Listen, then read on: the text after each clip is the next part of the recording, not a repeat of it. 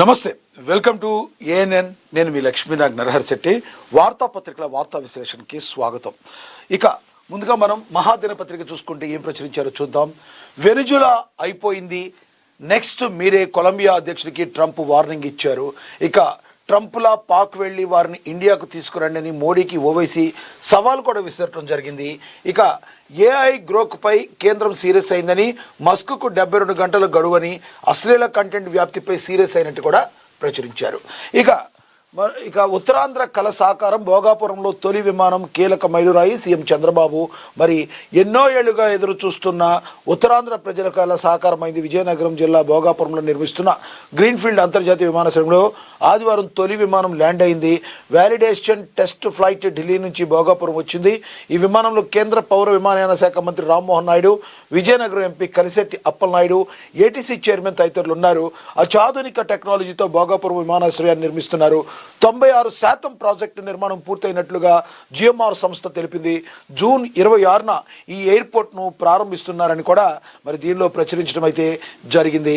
ఇక మనకి తెలుసు, భోగాపురం ఎయిర్పోర్ట్కు సంబంధించి ఒక రకంగా చెప్పాలంటే అది ఎన్నో సంవత్సరాల కళ అని కూడా మనం అనుకోవచ్చు. 100% ఈ భోగాపురం ఎయిర్పోర్టు ఏదైతే ఉందో దీనికి సంబంధించి 2015 ఈ విమానాశ్రయానికి చంద్రబాబు పట్టుదల ముందు చూపుతో శ్రీకారం చుట్టగా ఇప్పుడు రెండోసారి ప్రభుత్వం రాగానే త్వరితగతిగా పూర్తవుతుంది. చంద్రబాబు అయితే హర్షం వ్యక్తం చేశారు. భోగాపురంలో తొలి విమానం ల్యాండ్ అయ్యింది. ల్యాండ్ కావటం ఎయిర్పోర్ట్ చరిత్రలో కీలకమైన మైలురాయి అని సీఎం చంద్రబాబు నాయుడు అభివర్ణించారు. ఆదివారం భోగాపురం ఎయిర్పోర్ట్లో తొలి విమానం ల్యాండ్ కావడంపై సీఎం చంద్రబాబు నాయుడు తన ఎక్స్ ఖాతాగా వేదికగా స్పందించారు. ఏపీ విమానయాన రంగంలో మరో చారిత్రాత్మక ఘట్టం నమోదైందన్నారు. వ్యాలిడేషన్ ఫ్లైట్లను విజయవంతంగా పూర్తి చేయడం శుభపరిణామని పేర్కొన్నారు. ఈ సందర్భంగా ఉత్తరాంధ్ర ప్రజలకు ఆయన హృదయపూర్వక అభినందనలు తెలిపారు. ప్రాంతీయ అనుసంధానం, కనెక్టివిటీ బలోపేతం అవుతుందని, ఇది ఉత్తరాంధ్ర అభివృద్ధికి భారీగా ఊతమిస్తుందని ఆయన ఆశాభావాన్ని అయితే వ్యక్తం చేశారు. ఈ ప్రాజెక్టుకు మద్దతు అందించిన ప్రధాని మోడీకి ఈ సందర్భంగా సీఎం చంద్రబాబు నాయుడు కృతజ్ఞతలు తెలిపారు. త్వరలోనే ప్రజల సేవలకు విమానాశ్రయం సిద్ధమవుతుందని చెప్పారు. ఈ ఏడాది జూన్ నుంచి ఎయిర్పోర్టు ద్వారా వాణిజ్య విమాన సర్వీసులు ప్రారంభం కానున్నాయన్నారు.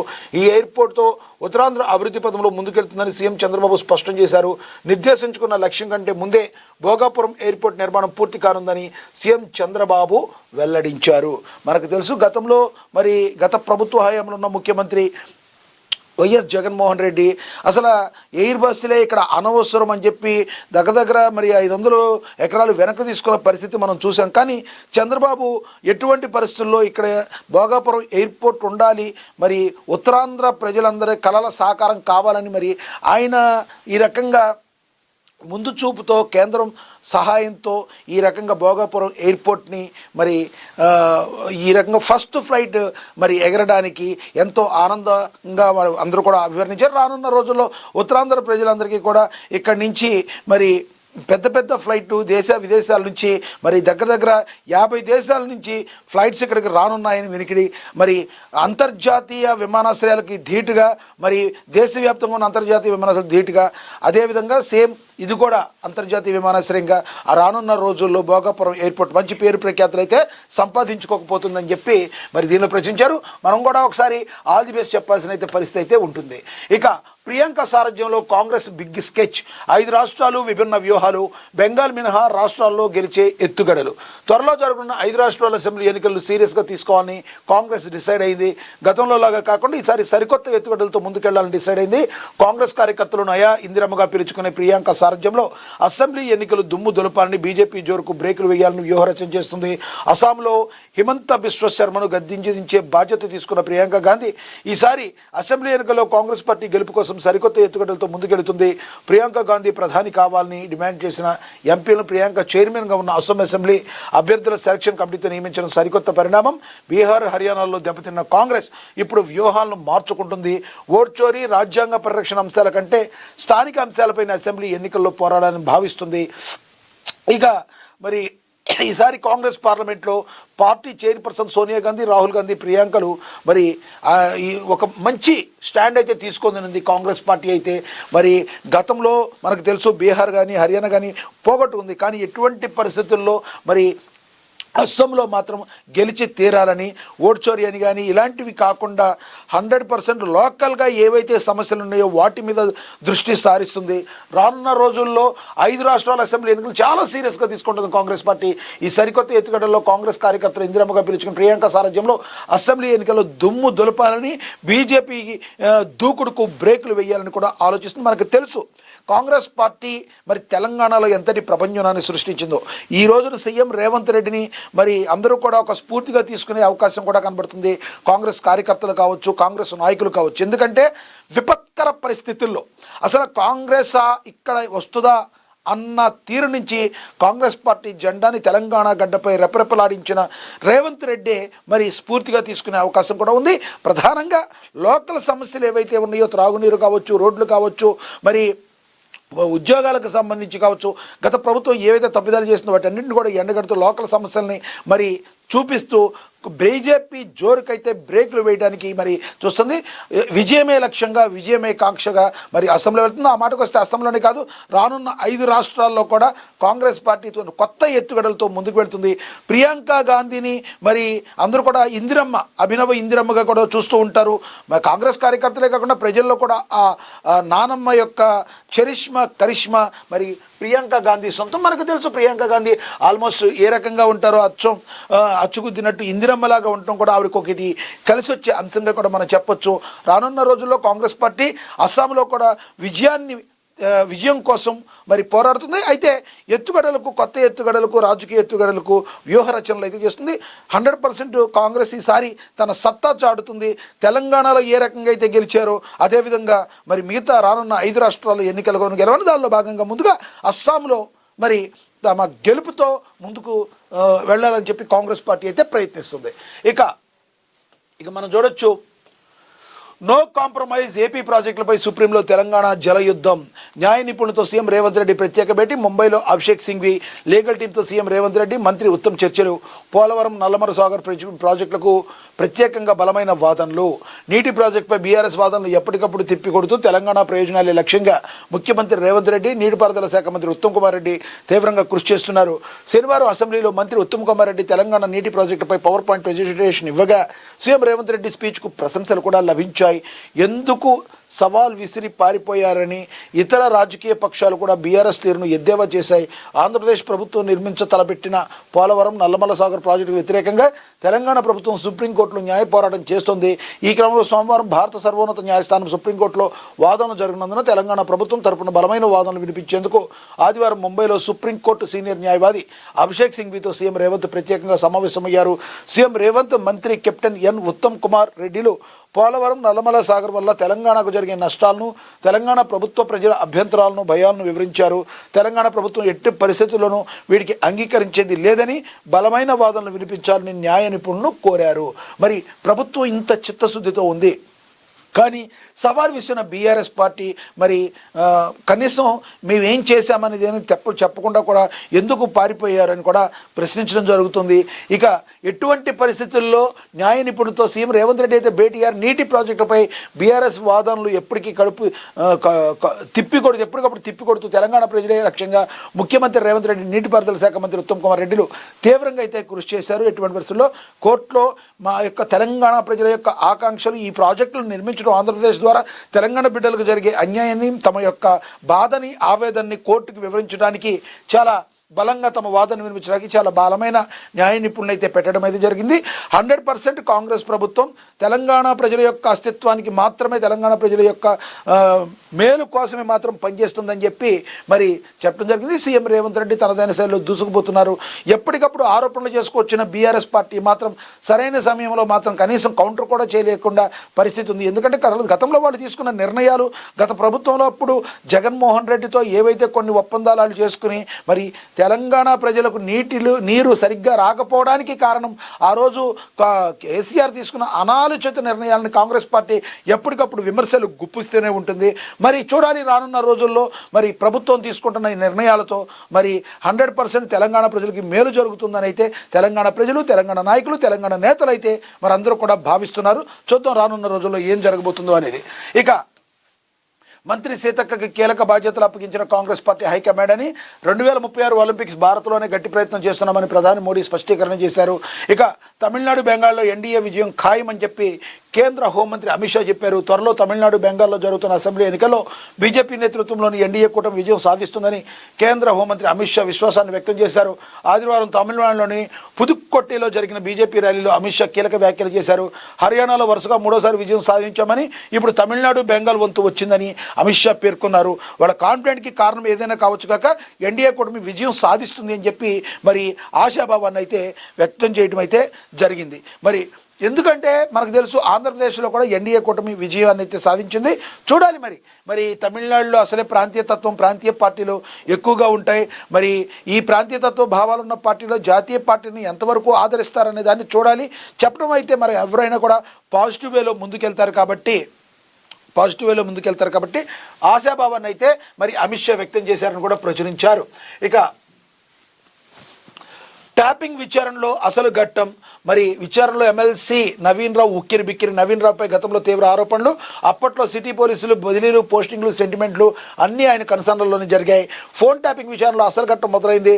ట్యాపింగ్లో డివైస్ సమకూర్చడంతో పాటు పేర్లను అధికారులకు ఇచ్చారు, దుర్వినియోగం చేశారని ఆరోపణలు ఎదుర్కొంటున్న ఎమ్మెల్సీ నవీన్ రావును సిట్ ఆదివారం సుదీర్ఘంగా విచారించింది.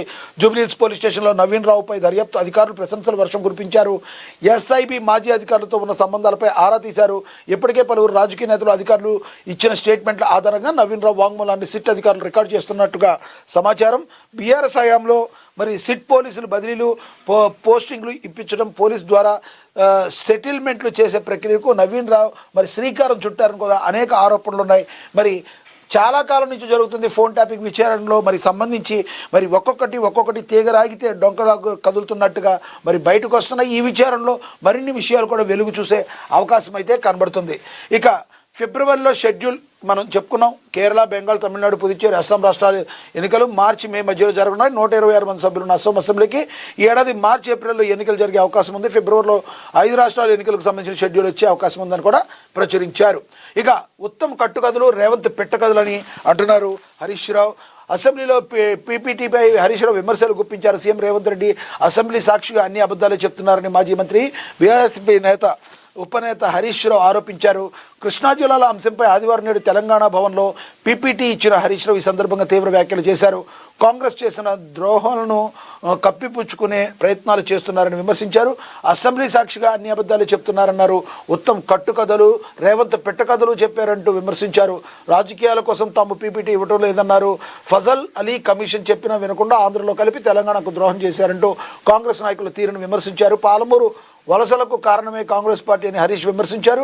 నల్గొండ జిల్లా మరణ శాసనంగా రాసింది కూడా కాంగ్రెసేనని అన్నారు. రాష్ట్ర విభజన సమయంలోనూ కాంగ్రెస్ అన్యాయం చేసిందని చెప్పుకొచ్చారు మరి హరీష్ రావు గారు. బీఆర్ఎస్ పార్టీ ఏదైతే ఉందో మీరు చెప్పే అన్నీ కూడా మరి ఏ కథలు అని చెప్పి మిగతా వాళ్ళు కూడా అడుగుతున్న పరిస్థితి. మరి ఉత్తమ్ కుమార్ రెడ్డి చెప్పే కథలు అంటున్నారు, రేవంత్ రెడ్డి చెప్పేవి పెట్ట కథలు అంటున్నారు. మరి మీ కేసీఆర్ అండ్ ఫ్యామిలీ, మీ బీఆర్ఎస్ పార్టీ చెప్పే ఏ కథలు అని చెప్పి అందరూ కూడా ప్రశ్నించే పరిస్థితి. దానికి కూడా మీరు సమాధానం చెప్పాల్సి ఉంటుంది. ఇక వెనిజులా అధ్యక్షులుగా ఢిల్లీ రోడ్రిగ్స్ అమెరికా ఆకస్మిక దాడితో అంధకారంలోకి రాజధాని. వెనిజులా పరిణామాలపై భారత ప్రభుత్వం ఆందోళన, అంతర్జాతీయ చట్టాల ఉల్లంఘన అని చెప్పి కాంగ్రెస్ కూడా మాట్లాడటమైతే జరిగింది. ఇక ప్రియాంక సారథ్యంలో కాంగ్రెస్ బిగ్ స్కెచ్ వేసింది. ఇందాక మనం చూసాం. ఇక వెనిజులా అధ్యక్షురాలుగా డెల్సీ రోడ్రిగ్స్ అమెరికా ఆకస్మిక దాడుల్లో అంధకారంలోకి రాజధాని వెళ్ళిపోయింది. వెనిజులా పరిణామాలపై భారత ప్రభుత్వం ఆందోళన వ్యక్తం చేసింది. అంతర్జాతీయ చట్టాల ఉల్లంఘనే కారణమని దీనికి కాంగ్రెస్ మాట్లాడుతుంది. వెనిజులా తాత్కాలిక అధ్యక్షురాలుగా డెల్సీ రోడ్రిగ్స్ నియమితులయ్యారు. అమెరికా దాడుల నేపథ్యంలో సంక్షోభ పరిస్థితుల నడుమ ప్రభుత్వ పాలన కొనసాగింపు, దేశ రక్షణ దృష్టిలో ఉంచుకొని ఈ నిర్ణయం తీసుకున్నట్లుగా అక్కడ సుప్రీం న్యాయస్థానం స్పష్టం చేసింది. వెనిజులాలో తాజా పరిణామాలు ఆందోళన కలిగించే విషయాన్ని భారత ప్రభుత్వం పేర్కొంది. సంబంధిత పక్షాలన్నీ చర్చల ద్వారా శాంతియుతంగా సమస్యలను పరిష్కరించుకోవాలని, ఆ ప్రాంతంలో శాంతి స్థిరత్వాన్ని కాపాడాలని విదేశాంగ మంత్రిత్వ శాఖ ప్రకటనలో పిలుపునిచ్చింది. కార్కాస్లోని భారత రాయబార కార్యాలయం అక్కడ భారతీయులతో నిరంతరం సంప్రదింపులు జరుగుతుంది, వారికి అవసరమైన అన్ని రకాల సహాయాలను అందిస్తామని భారతదేశం అయితే భరోసానైతే కల్పించింది. మరి ఏదైనా కూడా శాంతి భద్రత శాంతితోనే వెళ్ళాలి, కానీ వేరే రకంగా వెళితే మాత్రం అది 100% జరిగేది కాదు. దేశం అభివృద్ధి కూడా ఆగిపోతుంది. దానికి కారణమే ఇండో పాక్ వార్లో కూడా వారిని ఎక్కువగా కొనసాగనివ్వకుండా మరి పాకిస్తాన్కి బుద్ధి చెప్పేటట్టు ప్రయత్నం చేసిన మరి కేంద్ర ప్రభుత్వం అక్కడ సక్సెస్ ఎలా అయిందో, అదేవిధంగా దేనికైనా వార్ అనేది మరి యుద్ధం అనేది ముగింపు కాదు. కాబట్టి దాని గురించి శాంతియుత మార్గంలో వెళ్ళాలని చెప్పి హితవు పలుకుతున్నాయి భారతదేశంతో పాటు పలు దేశాలు. ఇక ట్రంప్ పాక్ వెళ్ళి వారిని ఇండియాకు తీసుకురండి, మోడీకి ఓవైసీ సవాల్ విసిరారు. ట్రంప్లా పాక్కు వెళ్ళి వారిని తీసుకురావాలని.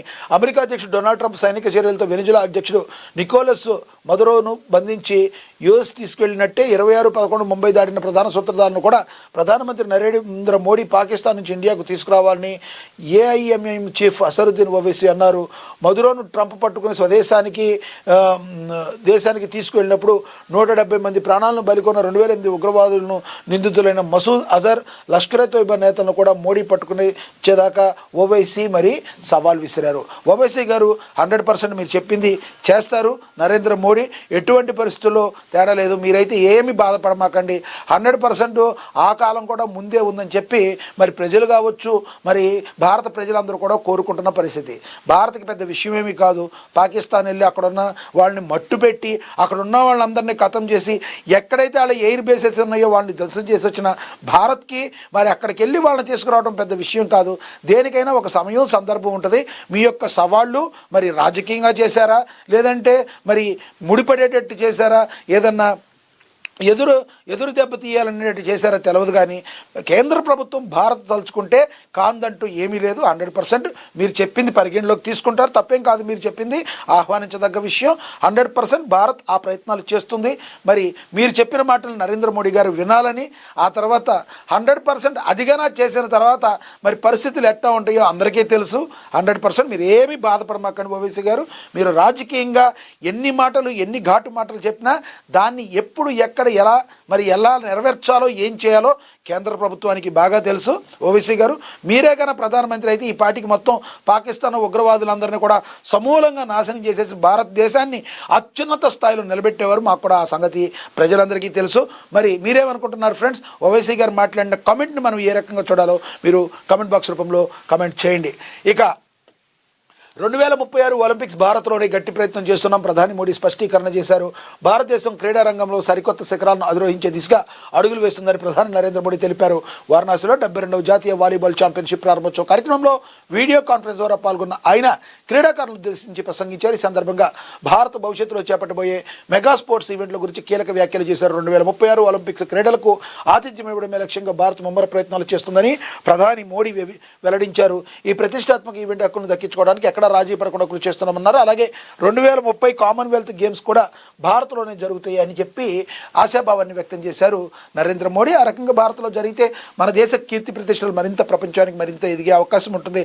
100% 2036కి మరి ఒలింపిక్స్ క్రీడలు అనేవి కూడా భారత్లోనే జరగాలని మనందరూ కూడా ఆశిద్దాం. ఇక మంత్రి సీతక్కకు కీలక బాధ్యతలు అప్పగించారు.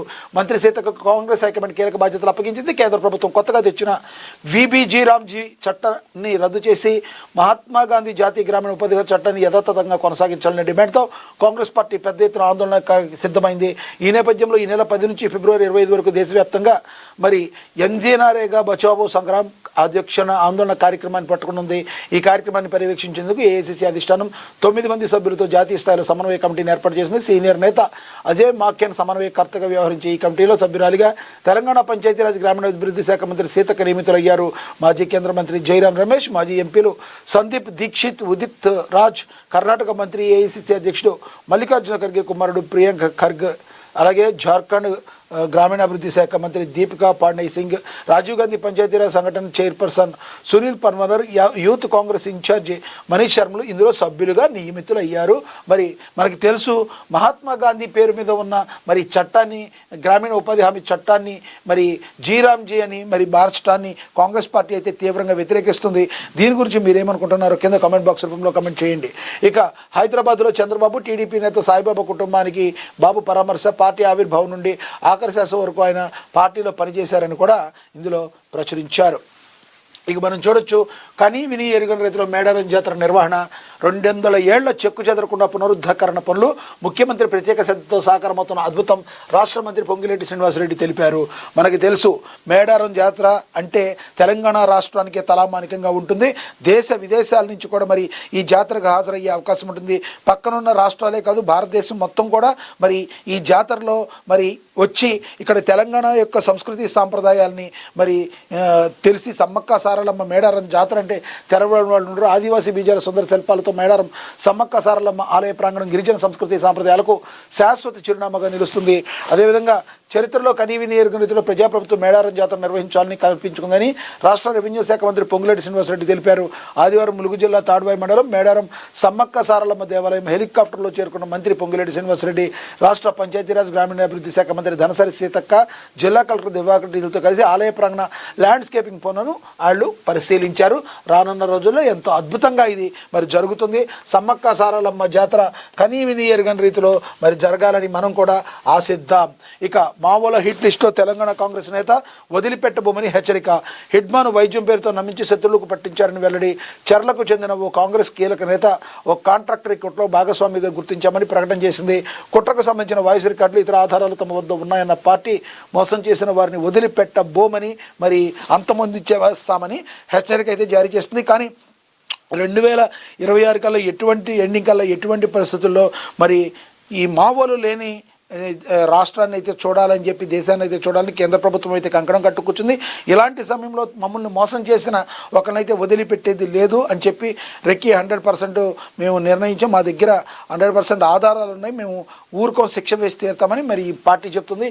చూడాలి. కానీ ఏదైనా కూడా మరి మావోలు లేని రాష్ట్రాన్ని దేశాన్ని చూడాలని చెప్పి కేంద్ర ప్రభుత్వం అయితే ఆపరేషన్ కగార్ ద్వారా మరి ముందుకు దూసుకుపోతుంది. ఏం జరగబోతుందో వేచి చూడాల్సిన పరిస్థితి. ఇక ఓటర్ల జాబితాలో పొరపాట్లు లేకుండా చూడాలని అదనపు కలెక్టర్ భాస్కర్ రావు అని కూడా ప్రచురించారు. ఇక తెలంగాణను ముంచుతున్న జలద్రోహి రేవంత్ అని చెప్పి మరి కేటీఆర్ మాట్లాడారు. మరి బేసిన్లు తెలియని నీళ్ల బేసిక్స్ తెలియని ముఖ్యమంత్రి రేవంత్ రెడ్డికే ముమ్మాడికి తెలంగాణ జలద్రోహి అని బీఆర్ఎస్ వర్కింగ్ ప్రెసిడెంట్ కేటీఆర్ విరుచుకుపడ్డారు. నాటి నుంచి నేటి వరకు తరతరాలుగా తెలంగాణకి తీరని అన్యాయం చేసింది కాంగ్రెస్ అని మండిపడ్డారు. నదీ జలాలపై చర్చ పేరిట సీఎం రేవంత్ రెడ్డి అసెంబ్లీ సాక్షిగా పచ్చి అబద్ధాలు చెప్పి సభను తెలంగాణ ప్రజలను తప్పుదోవ పట్టించారని విమర్శించారు. 4 కోట్ల తెలంగాణ ప్రజలకు వాస్తవాలు చెప్పేందుకు మాజీ మంత్రి హరీష్ రావు బీఆర్ఎస్ తరఫున పవర్ పాయింట్ ప్రెజెంటేషన్ ఇచ్చారని స్పష్టం చేశారు. సీఎం రేవంత్ రెడ్డి అధికార మతంతో విర్రవేగుతూ బలుపు మాటలు మాట్లాడుతున్నారని దుయ్యబట్టారు. మరి ఎవరు బలుపు మాటలు మాట్లాడుతున్నారు, ఎవరు బలుపుగా ఉండేవాళ్ళు అనేది ప్రజలందరూ కూడా ఒక క్లారిటీతో ఉన్నారు కేటీఆర్ గారు. కానీ ఒకటి మాత్రం వాస్తవం, గత 10 ఏళ్ళు మీరు పాలించారు, కానీ ఇప్పటికీ కూడా మీరే పాలనలో ఉన్నారు అని అనుకుంటున్నారని రాజకీయ విశ్లేషకులు అంటున్న మాట. ఏ రోజు కూడా మరి ఒక సీఎం రేవంత్ రెడ్డిని గౌరవపూర్వకంగా మీరు మాట్లాడింది లేదు. మరి తెలంగాణ ప్రజలకి తరపున మరి మీరు ఒక్కడు కూడా ముందుకు తీసుకెళ్ళింది లేదు.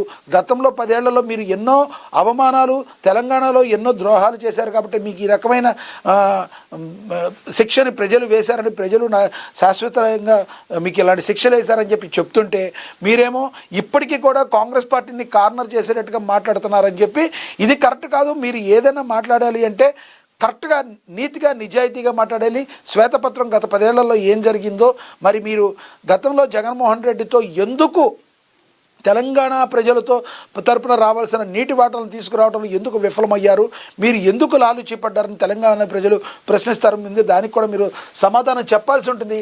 కానీ మీరు మాత్రం ఒక్కొక్కటి విమర్శలు చేసుకుంటూ పోతారు. ఇక జెలిటన్ స్టిక్ పేలి జింక మృతి అని ముద్విన్ రిజర్వ్ ఫారెస్ట్ పర్యటన ఘటనలో చోటు చేసుకుందని కూడా ప్రచురించారు.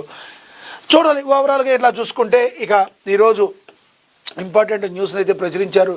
పెద్దపల్లి పార్లమెంట్ పదవిలో అభివృద్ధికి కృషి, పెద్దపల్లి నియోజకవర్గం ఎంపీ గడ్డం వంశీకృష్ణ అయితే మరి పాల్గొన్నారు. ఇక గ్రంథాలయాల్లో అందుబాటులో అవసరమైన పుస్తకాలు అని చెప్పి కూడా ప్రచురించారు. ఓవరాల్గా చూసుకుంటే అంధ విద్యార్థుల అవకాశాలను అందిపుచ్చుకోవాలని నగర మేయర్, జిల్లా కలెక్టర్, కమిషనర్ ఘనంగా లూయిస్ బ్రెయిలీ జయంతి ఉత్సవాలు జరిగాయి. అంధ విద్యార్థులకు ప్రతిభకు ముగ్ధులైన జిల్లా కలెక్టర్ అని కూడా ఇక ప్రచురించారు. ఇక సినిమా న్యూస్కి వస్తే మనకు తెలుసు, పెళ్లిపై తీసిన కామెడీ సినిమా ఓటీటీలో ఎప్పుడంటే అని కూడా ప్రచురించారు. మనకు తెలుసు వారణాసి టీజర్ తొలి భారతీయ చిత్రంగా రికార్డులు సృష్టించింది. మరి మహేష్ బాబు ఎస్ఎస్ రాజమౌళి కాంబినేషన్లో వస్తుంది మరి వారణాసి మూవీ. మరి ఆసక్తిగా అందరూ కూడా ఎదురు చూస్తున్నారు. జనవరి 5న ప్యారిస్లో ఈ టీజర్ని రిలీజ్ చేయనున్నారు. మరి అభిమానులు ఆశ్చర్యపడేటట్టుగా ఈ టీజర్ రాబోతుంది. ఇక మనకు తెలుసు రాజమౌళి అంటే మనం ప్రత్యేకంగా చెప్పుకోవాల్సిన అవసరం లేదు. రాజమౌళి అంటే ఈ ఒక నేమ్ కాదు, అదొక బ్రాండ్.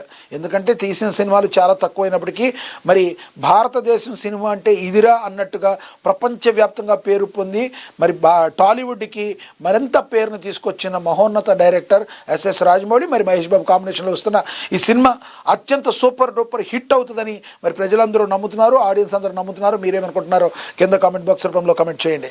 ఇక మనకు తెలుసు మనశంకర్ వరప్రసాద్ గారు ట్రైలర్ అయితే రిలీజ్ అయింది. ఫుల్ యాక్షన్ మోడల్లో చిరు అయితే కనిపించారు. మెగాస్టార్ చిరంజీవి మరి కామెడీ జోనర్లో మరి ఎక్కువ సినిమాలు చేసే డైరెక్టర్ అనిల్ రవిపూడితో మరి ఈ సినిమా అయితే చేశారు. భీమ్స్ అయితే ఈ సినిమాకి మ్యూజిక్ డైరెక్టర్గా అయితే వర్క్ చేయడం జరిగింది. మనకు తెలుసు గత సంక్రాంతికి వచ్చి మరి ఇండస్ట్రీ హిట్ ఇచ్చారు ఎవరికంటే వెంకటేష్ బాబుకి అనిల్ రవిపూడి. మరి ఒక ఫ్యామిలీ ఎంటర్టైన్మెంట్ జోన్లో వెళ్ళి ఇండస్ట్రీ హిట్ ఇవ్వటువంటి మామూలు విషయం కాదు. మరి మనందరికీ తెలుసు. మరి ఒక రకంగా చెప్పాలంటే గతంలో శ్రీను వైట్ల అని ఒక డైరెక్టర్ ఉండేవాడు. ఆయన మరి ఫ్యామిలీస్తో అందరితో కామెడీ సినిమాలు చేసి కరెక్ట్గా మరి అతను బ్యాక్ ఫుట్కి వెళ్ళే టైంకి అనిల్ రవిపూడి ఆ ప్లేస్ని కరెక్ట్గా అందిపుచ్చుకున్నాడు అనుకోవాలి. ఎందుకంటే శ్రీను వైట్ల ఫేడౌట్ అయ్యే టైము, అనిల్ రవిపూడి మరి పాతుకుపోయే టైము ఒకటాగే అనుకోవచ్చు. ఆల్మోస్ట్ ఏ సినిమా చేసినా ఇప్పటి వరకు కూడా ఫ్లాప్ లేకుండా ఉన్న డైరెక్టర్గా అనిల్ రవిపూడి కీర్తిని అయితే సాధించారు. అది అయితే ఇక మనశంకర్ వరప్రసాద్ గారు మనకు తెలుసు బాస్ అంటే మెగాస్టార్ని బాస్ అంటారు ముద్దుగా.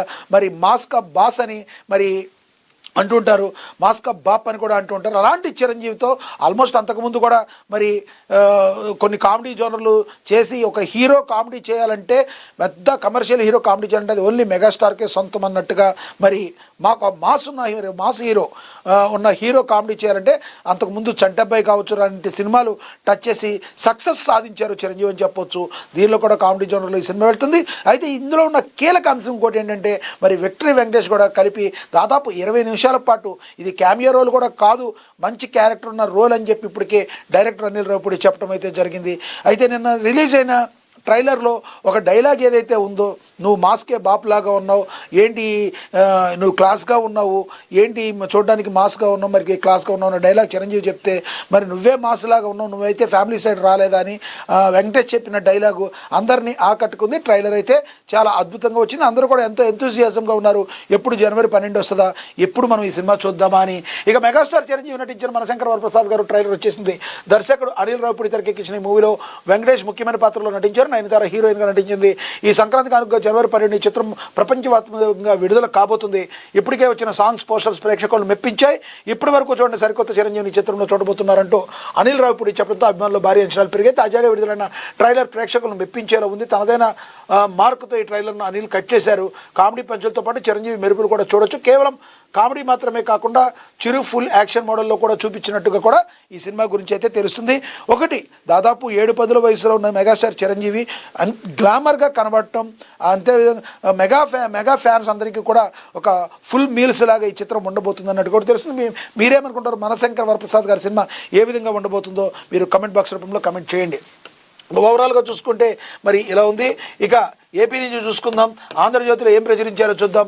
ఇక వరి ఉత్పత్తిలో మనమే నెంబర్ 1 అని, చైనా కన్నా ముందంజ ఉన్నామని, 15 కోట్ల టన్నుల దిగుబడి ఉందని, మోడీపాలెంలో 3236 కొత్త విధానాల ఆవిష్కరణ ఉందని కేంద్ర మంత్రి శివరాజ్ సింగ్ చెప్పినట్టుగా కూడా ప్రచురించారు. ఇక ఎగురొచ్చిన ఎయిర్ బస్ అని కూడా మరి ప్రచురించారు. భోగాపురం ఎయిర్పోర్ట్లో క్షేమంగా దిగిన విమానం తొలి ఫ్లైట్ ల్యాండింగ్లో పులకరించిన ఉత్తరాంధ్ర ఢిల్లీలో బయలుదేరిన ఉదయం 11 గంటలకు ల్యాండింగ్. ఉద్విగ్న క్షణాల మధ్య ట్రయల్ రన్ విజయవంతం. కేంద్ర మంత్రి రామ్మోహన్ ఇతర ప్రతినిధుల రాక ఘనస్వాగతం పలికిన ఉత్తరాంధ్ర ప్రజాప్రతినిధులు. బుర్రలేని వారే భోగాపురంలో విమానాశ్రయం కడతారన్న వైసీపీ అధినేత ఇప్పుడు ఏమంటారో సమాధానం చెప్పాలని ఎయిర్పోర్ట్ పనులను జగన్ అండ్ కో నీరు గార్చారు. ఈ విమానాశ్రయంతో ఉత్తరాంధ్రతో పాటు విశాఖ నగరం రూపురేఖలే మారిపోతాయని కేంద్ర మంత్రి రామ్మోహన్ నాయుడు చెప్పారు. ఇందరు మనం కమెంట్ చేశాం. మరి గతంలో 100% ఆ భోగాపురంలో ఎయిర్పోర్ట్ ఏంటో అని చెప్పి గత ప్రభుత్వంలో ఉన్న జగన్మోహన్ రెడ్డి మాట్లాడిన మాటలు మనకు తెలుసు. మరి ఉత్తరాంధ్ర ప్రజల చిరకాల వాంఛ ఫలించింది. ఎయిర్ ఇండియా ఎయిర్ బస్ ఎగురొచ్చి విజయనగరం జిల్లా భోగాపురం అంతర్జాతీయ విమానాశ్రయంలో వారింది. ట్రయల్ రన్లో భాగంగా ఉత్తరాంధ్ర ప్రజల ఆశలను మోసుకుంటూ ఎయిర్ ఇండియా ఎయిర్ బస్ మరి A320 విమానం తొలిసారిగా ఆదివారం ఉదయం భోగాపురం ఎయిర్పోర్ట్లో క్షేమంగా ల్యాండ్ అయింది. ఈ చారిత్రాత్మక ఘట్టంతో ఉత్తరాంధ్ర నేల పులకరించిపోయింది. ఢిల్లీ నుంచి 1600 కిలోమీటర్లు ప్రయాణించిన ఎయిర్ ఇండియా విమానం గంటన్నర వ్యవధిలో భోగాపురం చేరుకుంది. కేంద్ర విమానయాన శాఖ మంత్రి కింజారపు రామ్మోహన్ నాయుడు, విజయనగరం ఎంపీ కలిశెట్టి అప్పలనాయుడు విమానయాన శాఖ ఉత్పత్తులు ఈ కార్యక్రమంలో పాల్గొన్నారు. ఓవరాల్గా ఇది ఒక మంచి అపరూప క్షణం అని అయితే చెప్పొచ్చు. ఇక సీమ లిఫ్ట్ ఆపేసింది జగన్ అని కూడా ప్రచురించారు. అయినా అడ్డగోలుగా అవాకులు, అనుమతులు లేవు, డిపిఆర్ కూడా లేదు. అయినా 3,378 కోట్ల అంచనాలతో 2020 మే 5న ప్రాజెక్టుకు జగన్ శ్రీకారం స్టే విధించిన జాతీయ హరిత ట్రిబ్యునల్ పర్యావరణ అనుమతులు వచ్చాకే చేపట్టాలని కేంద్రం అప్పట్లో ఆదేశాలు ఇచ్చింది. స్టే ఎత్తివేసేందుకు 3.5 ఏళ్ల ప్రయత్నం చేయాలని వైసీపీ సర్కార్ భావించిందని కూడా దీనిలో ప్రచురించారు. అయినా అవాకులు చవాకులు పేలుతున్నారంటూ మరి ప్రచురించారు. మీరేమనుకుంటున్నారో దీనిలో వాస్తవం ఎంతో కింద కమెంట్ బాక్స్ రూపంలో కమెంట్ చేయండి. ఇక నైట్ స్టాకర్స్ తోడుగా డెల్టా ఫోర్స్ ముందండి. అమెరికా అత్యున్నత దళాలతో వెనుజులాలోని ఆపరేషన్ ముదురోను పట్టుకునేందుకు 4 నెలల ప్రణాళిక. మధురో కదలికలు, ఇతర అంశాలపై CIA నిఘా, స్థానిక నేతలు అధికారులకు ఎగరేసే వివరాల ఆరా. తొలుత వెనుజులా రక్షణ వ్యవస్థల ధ్వంసం, తర్వాత సైనిక హెలికాప్టర్లు వెళ్ళి మధురో అరెస్టు. వ్యూహాత్మకంగా మధురో భార్య నిర్బంధం, నాయకురాలుగా ఎదగకుండా అడ్డుకునేందుకు అదుపులోకి కూడా తీసుకున్నారని చెప్పి కూడా మరి ప్రశ్నించారు. ఇది ఒక మరి ఏం జరగబోతుంది వెనుజులా, కారకస్ నగరాల్లో అని చెప్పి మరి అందరూ కూడా టెన్షన్ వాతావరణం అయితే నెలకొంది. ఆత్మగౌరవ పర్వం 1000 ఏళ్ల అఖండ విశ్వాసం అని కూడా ప్రచురించారు. ఇక 2 వారాల్లో భాష కనుమరుగని, ఈ శతాబ్దం చివరి నాటికి సగానికి పైగా అంతరించే ముప్పు. ప్రపంచ తెలుగు మహాసభల్లో మారిషస్ అధ్యక్షుడు ధర్బీంగ్ గోకుల్ ఆవేదన వ్యక్తం చేశారు. AI డిజిటల్ సాధనంతో పరిరక్షించుకోవాలి. ఈ దిశగా చంద్రబాబు కృషి అభినందనీయమని, మారిషస్ ఉగాది జాతీయ సెలవు దినమని వెల్లడించారు.